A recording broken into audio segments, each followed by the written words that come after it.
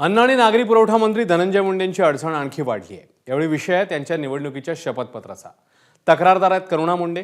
आता कोर्टाने धनंजय मुंडेंना नोटीस बजावली आहे। या सगळ्या प्रकरणामध्ये मुख्यमंत्री देवेंद्र फडणवीस यांचा काय संबंध हे जाणून घेण्यासाठी हा रिपोर्ट पाहूया। करुणा शर्मा उर्फ करुणा मुंडे यांची ओळख करून घेण्यासाठी खूप मागे जाण्याची गरज नाही।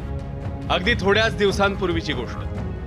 याच करुणा मुंडेंनी कौटुंबिक हिंसाचार प्रकरणी अन्न आणि नागरी पुरवठा मंत्री धनंजय मुंडेंची अडचण वाढवली होती। धनंजय मुंडेंनी करुणा मुंडेंवर कौटुंबिक हिंसाचार केल्याचं कौटुंबिक न्यायालयाने मान्य केलं आणि महिन्याला 2 लाखांची पोटगी देण्याचा आदेशही दिला। आता त्याच करुणा मुंडेंच्या आणखी एका तक्रारीमुळे धनंजय मुंडे अडचणीत आले। परळीच्या फौजदारी कोर्टाने धनंजय मुंडेंना कारणे दाखवा नोटीस बजावली आहे। मुंडे यांच्या परळी विधानसभा निवडणुकीशी संबंधित हे प्रकरण आहे। मुंडे यांनी उमेदवारी अर्जासोबतच्या शपथपत्रात पत्नी राजश्री मुंडे आणि 3 मुली तसंच करुणा मुंडे यांच्या 2 मुलांचा उल्लेख केला होता। पण करुणा मुंडे यांच्याबद्दलची माहिती लपवली होती।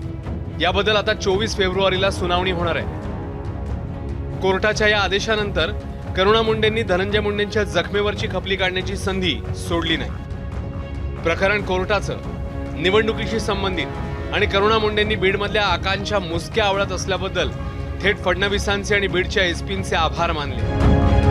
देवेंद्र फडणवीस साहेबांचे मी खूप खूप आभार मानते।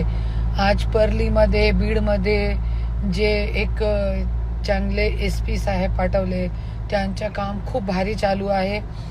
जे परलीमध्ये जे गुंडे लोक आहे त्यांना उचलून जेलमध्ये कोंडण्याचे जे काम चालू आहे त्याच्यासाठी खूप खूप आभार।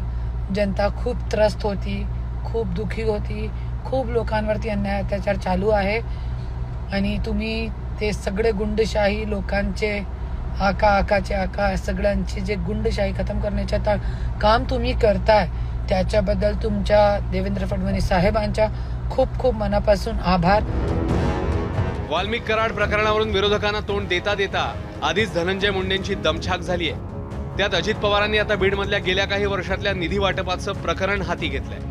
अशातच करुणा मुंडेंनी उचल खाल्ल्यानं धनंजय मुंडेंचा पाय दिवसेंदिवस खोलात चाललाय की काय असा प्रश्न विचारला जातोय।